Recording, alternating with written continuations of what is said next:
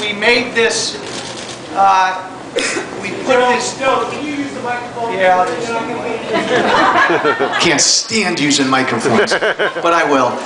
We put this on our schedule a couple months ago, and it is an honor to be down here. I just flew back from Washington, D.C. a couple hours ago. I thought what I would do is this. I'd like to take 5 to 10 minutes and just sort of give you an update on what's happening in that city of Washington. Give you an update on where we're at in this revolution to take this country back, and then make a little political announcement. Okay? How's everybody feeling? Good. I just left Washington. I feel great.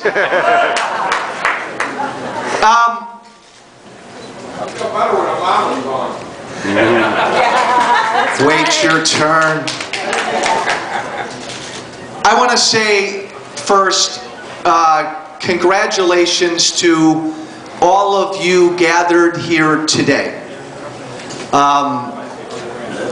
You are looking at someone who spoke as you felt during my campaign, who thought as you thought during my campaign, who said the things that you and I all felt during my campaign,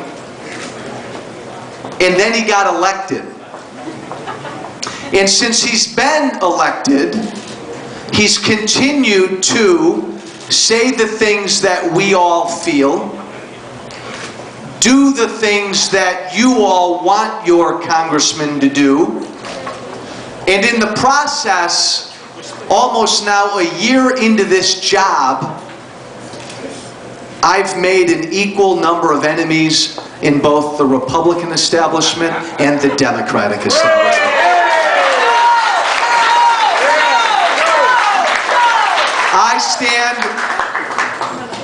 I stand before you tonight thoroughly exhausted, beaten and battered, more tired than you can ever imagine, with permanent scars all over my body that will never leave. And I say all this to you, and those of you who know me well know that I'm speaking the truth. I say all this to you to remind you and remind me, as I do every day, that we are at war in this country. We are at war. And what I've done the last 11 months, almost a year, is simply play a part, a pretty big part in that war. Everybody asks me all the time, what's it like, Joe, to be a congressman? Are you having a good time? My answer is always the same, no. I didn't think I was going to have a good time. I went there to stop this president. I went there to grab my Republican Party and shake it up back to its core roots. I went there to go to war. And every day has felt like war. Every week has felt like war. Every month has felt like war. Folks, we're at war. This country is going through a revolution for the very soul of America. The media doesn't get it. Neither political party truly gets it yet. And that's okay. They're gonna get it.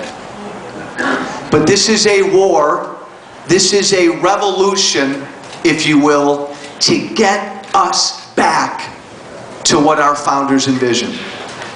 To get us back to freedom and limited government, to get us back to the original American dream.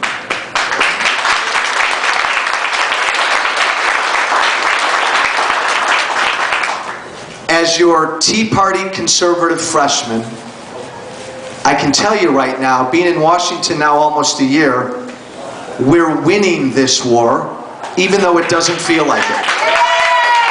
And that's, hey, an important point. We're winning this war right now, even though it doesn't feel like it. It's going to take a long time to truly win this war, but we will win. We will win. How do I know that we're winning? I was visited 2 days ago by, actually my office in DC was invaded by Occupy Wall Street.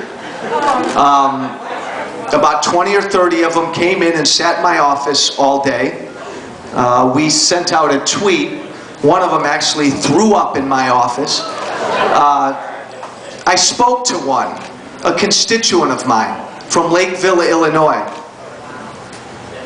And I asked him, I said, why are you here? He said, I need a job. I said, what do you want your government to do to help you get a job? And he said very quickly, we need more regulations and we need taxes on the wealthy. And I asked him, I said, how would that help you get a job? And he couldn't answer it. None of them could answer that. But understand, they are so angry in that with those protests. Most of them don't understand why they're out there protesting. Even more amazingly is our president, President Obama. How do I know we're winning? Look at his speech in Kansas. Would you look at and listen to his speech in Kansas yesterday? He basically showed the entire country who he is, and what he believes. He threw away all pretense of trying to bring this country together. He basically said the free market system doesn't work. Individualism doesn't work. Freedom doesn't exist. The way we're going to get this country back, he said, is to go after those who create jobs and create wealth. Go after the makers in this country. It's beautiful. It's beautiful because even if this is really what he believes, I don't think that at this moment in time, that's a speech he wanted to give. But when you piece that speech together, along with the Occupy Wall Street protest, it's clear that this president believes the only way he can get reelected is to rally up that base. That's it. Because he's lost the middle of this country. Yes. He has lost the middle of this country, and he's not going to get it back. Because the middle of this country... The middle of this country wants to work. The middle of this country wants to keep their homes. The middle of this country believes the money they make is theirs. The middle of this country wants government off their backs. He's lost them.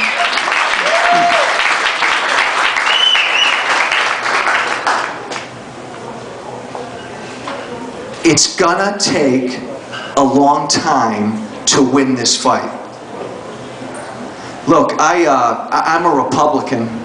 I'll go to my grave as a Republican. Right now, the only shot we got to get this country back is the Republican Party. If they don't deliver, if we don't deliver this next year, who knows what's coming next? But folks, everybody in here, everybody outside of this bar, outside of this restaurant, we've been asleep for years. It is going to take a while to get this thing called America back. To get this American dream back. And the dream, folks, is simple. There's a part of me that says, if you think you're a Republican or you're a Democrat, wad that up and throw it out the window this next year. Wad that up and throw this out the window next year. This election comes down to where you stand on the American dream. And this president does not believe in it. In the America you and I want to live in, you make $1, most of that dollar's yours. That's your money. Now, we all got to give something to support government at some level, but 90 cents of that dollar is yours. And in our America, that's your money. You take care of your own life. You keep that money, you grow your business, you take care of your family, you take care of your parents when they get older, you decide what church you're going to belong to, you take care of your health care, you contribute to your favorite charity. That's your money and that's your life. And in our America,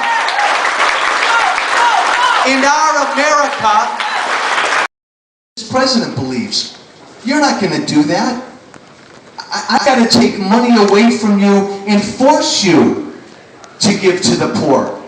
You're not smart enough or responsible enough to take care of your own health care. I got to put you dependent upon government health care. And you, if you think you know how to run a business, you really don't. I need to regulate you as much as I can. That's the pessimistic viewpoint. We're happy on our side when you love freedom. By golly, if you love and believe in freedom, that's the most optimistic viewpoint in the world. But don't forget, we are warriors. I did not go to Washington to get a lawn. The job is not that much fun. All right? We are in a fight.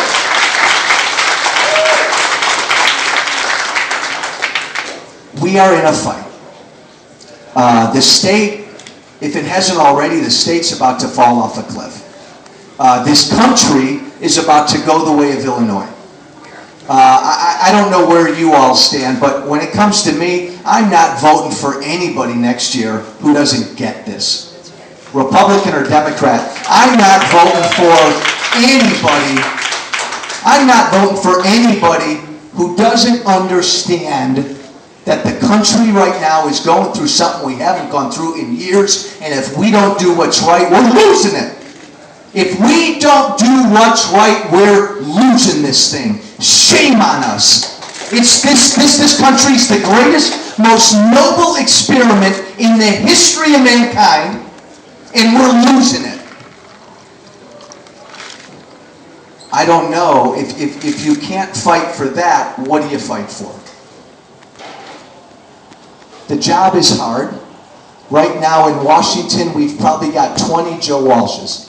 20 people who think like I do, who are there to do right, even if it ticks off people in either party, and they don't necessarily care if it angers people back home.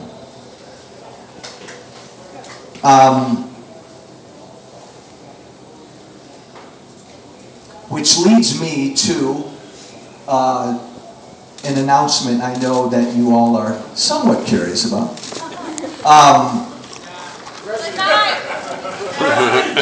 No, not yet.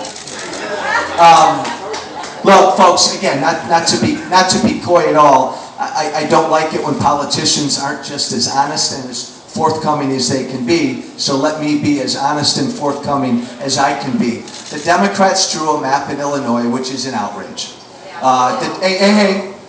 The Democrats did it in Illinois. The Republicans do it in other states. It's a lousy way to determine who your next representative is going to be. We had better find a better way. If we can't overturn that Democratic map, and we're going to know pretty soon, maybe a week or two, but if we can't overturn that Democratic map, then we have to live with what they've drawn.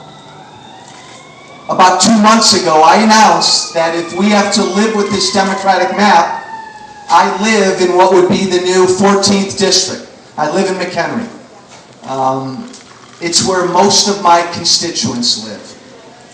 It's also where another freshman Republican lives. A guy named Randy Hogan. Good guy. We're very different Republicans. But something's been eating at me for the last couple months. And it's, in addition to the job in D.C., it's been keeping me up every night for the last couple months. And I keep going back to what I've been saying since I started to run for office 2 years ago. If I'm wrong, I'm wrong, but boy, I don't think I'm wrong. I think there's a movement of people in this country. A lot of people call it a Tea Party movement. I think it's bigger than either party. I think it's growing daily. I don't think the media understands it. I don't think either party gets it. And it's a movement of people who are scared to death with how big government's getting. It's a movement of people. It's a movement of people that feels almost shamed with the debt we're placing on the backs of our kids and our grandkids. It's a movement of people that believes That thing called Washington, D.C. doesn't create a job.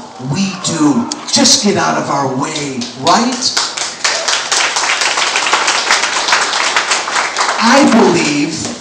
I believe outside of Occupy Wall Street and a few other friends on the far left, I believe that movement is most Americans. I believe it's damn near every Republican. I believe it's damn near every independent. And you know what, quietly, I think a lot of Democrats feel the same way.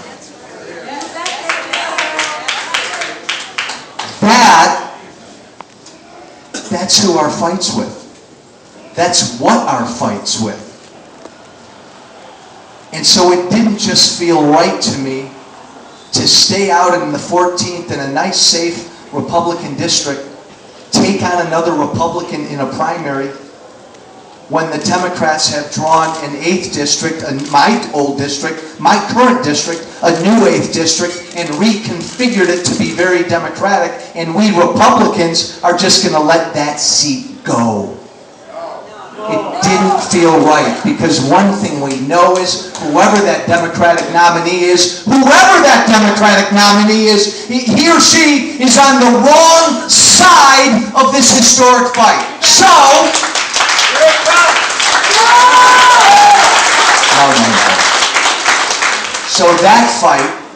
that fight is my fight.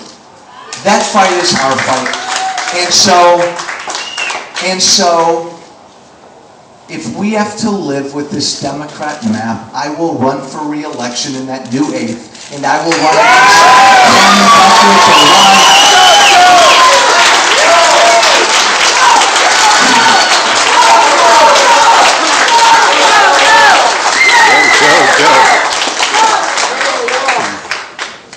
I will run for re-election in that new 8th, and it will, I'll tell you folks, it will certainly test my theory, which I think is all of our theory. This country right now is at a precipice. And you either believe in a freedom-loving America, or you believe in Barack Obama's America, where everything is dependent upon big government, and we spend away our futures. Most Americans, I believe, are with us, whether they're in Elk Grove or Wakanda, whether they're in Addison or Woodstock. I refuse to believe that most Americans want to be dependent upon government and lose their freedoms. I will not believe it. And this run in the 8th will prove we're right.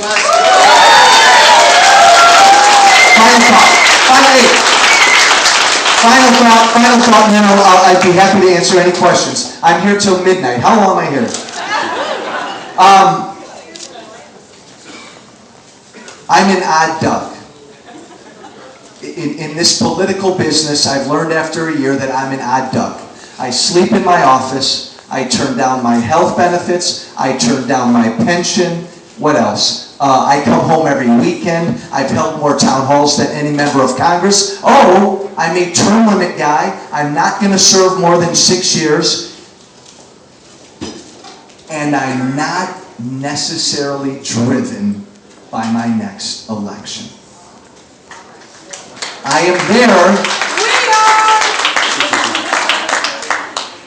am there to do my part to get this thing back for all of us. But it's up to all of us. I'm going to be very consistent as I close. There is nothing special about Joe Walsh. Look me in the eyes, guys. Just imagine this could be any one of you in Congress. Somebody just like you went there and did what he said he was going to do and did everything we believe in. If we want to get this thing back, we need 20 to 30 more of these folks. We need to take back the Senate. We need to get Barack Obama out of the White House. And how about Springfield?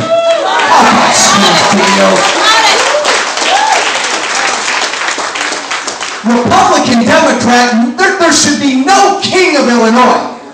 Michael Madigan needs to go. There should be no king in Illinois. This is worth it, guys. It's worth it. It's worth it for each and every one of us to spend this next year doing whatever we can. I'm going to close there. God bless you. I'd be happy to answer any questions.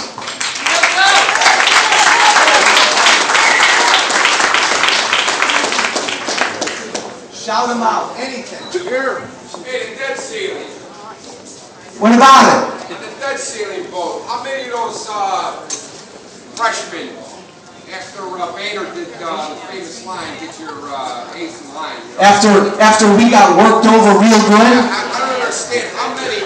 There are 22 of us.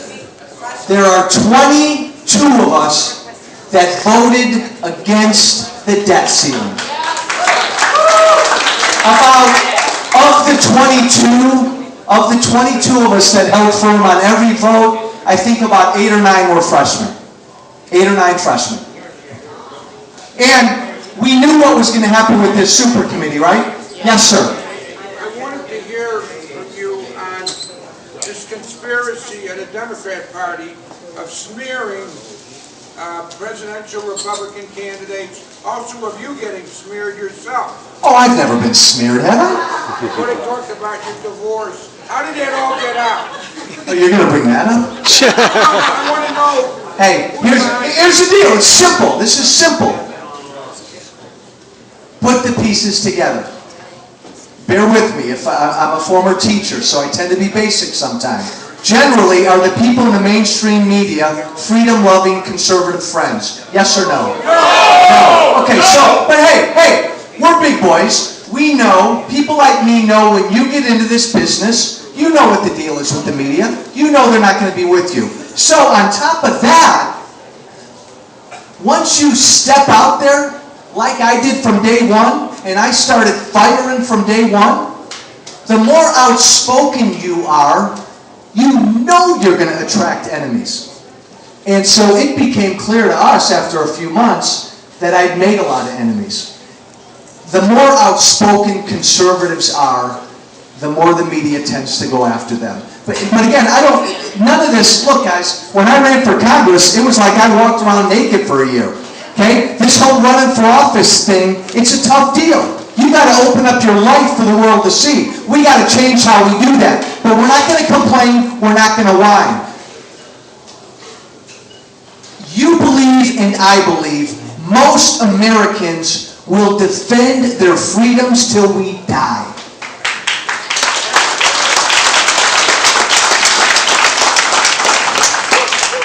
I went to Washington on a mission to scream. And by screaming, I've attracted people that want to take me down. I'll tell you what, again, I don't know who your Republican nominee for president's going to be, but say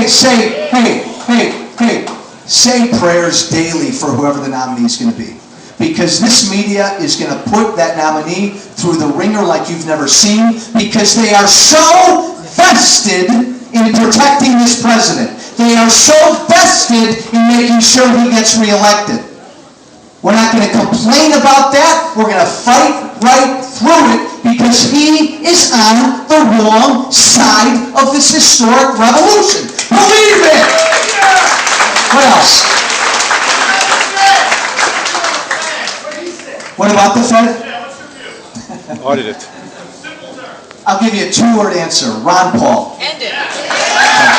But let me give you a realistic answer. You and I probably agree on the Fed. Here's what we should be able to do even this next year. Just begin to audit the darn thing. Let's take some steps, right? Audit it. I'd certainly look at legislation to maybe eliminate its dual role. Let's get it back to what it should be doing. And then let's look at, eventually, an alternative. But let's audit the thing initially. That we can do. And certainly there are enough Republicans in Congress that believe that.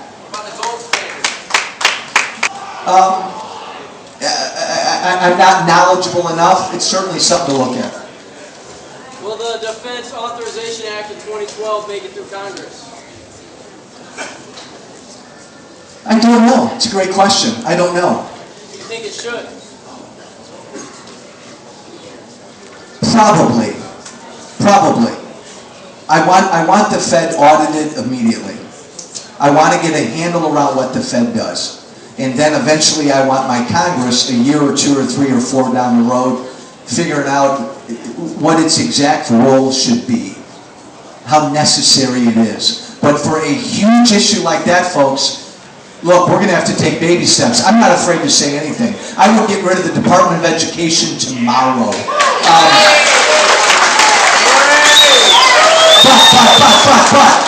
And there's a number to follow that. But I can tell you, as someone who's fighting the fight, and as someone who's voted against every darn CR and spending bill and debt ceiling deal, everything we've looked at, I voted against. We need more. Look, Democrats believe in government. Forget about them. Republicans ought not to believe in government. But Republicans need some encouragement. Republicans need some encouragement. And I can tell you right now, Republicans need you all to keep sending Tea Party conservatives there to help strengthen the Republican Party. It's not going to happen if you don't. Hey, not going to happen. If the Democrats are going to run us down the road to socialism, we know that Republican Party can lose its way, and we often tend to walk down the same road. Folks, we can't be doing that anymore. We passed $15 trillion in debt 2 weeks ago. We can't be doing this anymore. $15 trillion, I know, doesn't mean anything to anybody. That's a couple $100,000 per household in this country that we're in debt right now. And that'll go up when I'm done talking.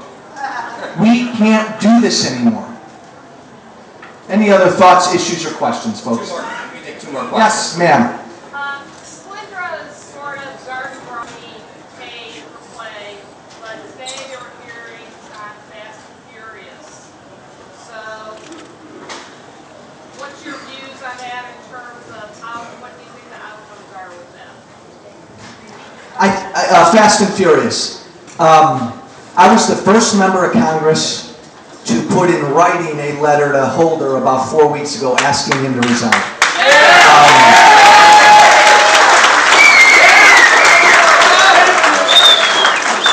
I didn't hear back from him. So, 2 weeks ago,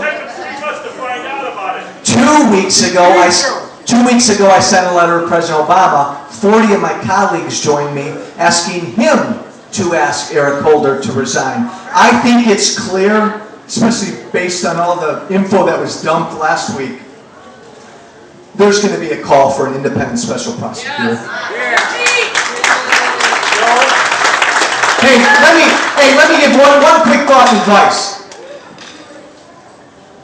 If you believe as I do that every single day this president's in office, he is destroying what makes this country great, the way we're going to get him out of the White House is to beat him next November. We know because studies show us. And look, it's so easy to get personal in this business. We can't. Studies tell us that he's lost people in the middle on all these issues. America wants to drill right now. America wants Obamacare repealed right now. America, especially the people in the middle, want permanent, simple, lower taxes right now. If we, freedom-loving, patriotic Americans, want to defeat this president, we best focus on these issues. If we get personal, we will turn off people in the middle.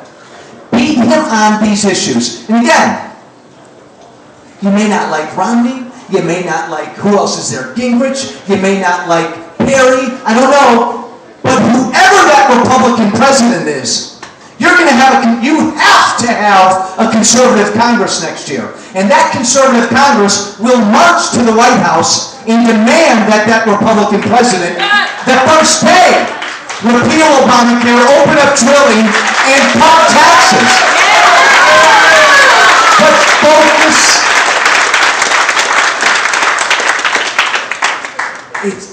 Look, this job is killing me. It's so easy to just want to punch your hand through a wall. At both parties, by the way.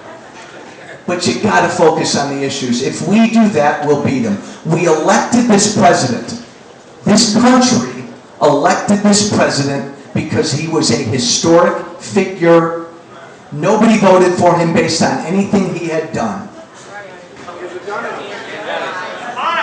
You're always stealing my line. I think very few people voted for him because of what he said. He was a historic figure, end of story. We all let our guard down and we stopped looking at him. That's not going to happen now. He's had 3 years. We know what he is. We know how he thinks. Beat him on the issues. One more question. Yes, sir. What are you going to do as my congressman to prevent all the executive orders that he's going to shove down our throat the next year? What are we going to do about all the executive orders? We can really do two things.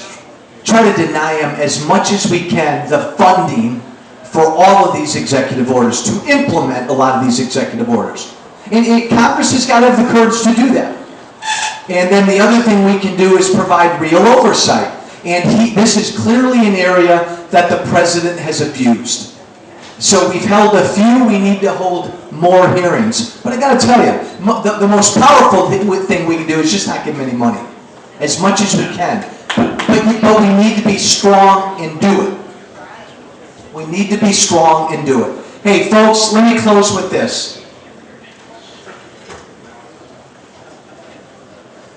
I truly believe that we've got 2 to 3 years to change the direction of where we're going. And if we don't do that, I don't know that we can ever get this thing back for our kids and our grandkids. You got to believe. This is just too hard. I go to bed every night and people are taking shots at me every day from both sides of the aisle and all over the country. Because I've just said, I refuse to take this line down. You all got to be willing to do that. You all have to be willing to do that. And the focus should be on electing fighters. Elect, don't be afraid to say the word, elect revolutionaries. With a smile. Do it. Do not elect status quo typical politicians. We are way beyond that. This thing, we're losing this thing. Elect people who will fight. I am honored to be here. Let me just say, I truly hope we overturn this map. But I'm getting ready for round 2, and I'm going to go into that 8th district. And I know I know they drew it to be a Democratic district. Fooey on that. Fooey on that. Those teams, those lines are gone now. Everything's out the window. You either want to save this country and save our freedoms, or you don't. And most people in any district in Illinois want to save this country and save our freedoms. I'll take that to my grave. God bless you. Thank you.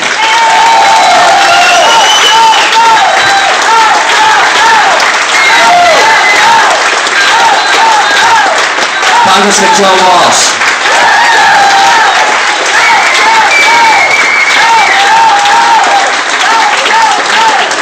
Now, because I'm not above a shameless plug, if you want to hear more from Congressman Walsh, next Sunday, the 18th, December 18th, I'm filling in for Guy Benson on WIND, 5 p.m., and Congressman Walsh will be a guest on the program, so you can hear more from him there. Quick housekeeping item. The Tea Party is a self-funding organization. We don't have a George Soros. I debated somebody from Occupy Wall Street a couple weeks ago at Northeastern Illinois University. And he told me, hey, You have the Koch brothers who've taken over the Tea Party. They have neglected to send me my paycheck. I don't know about any of you. So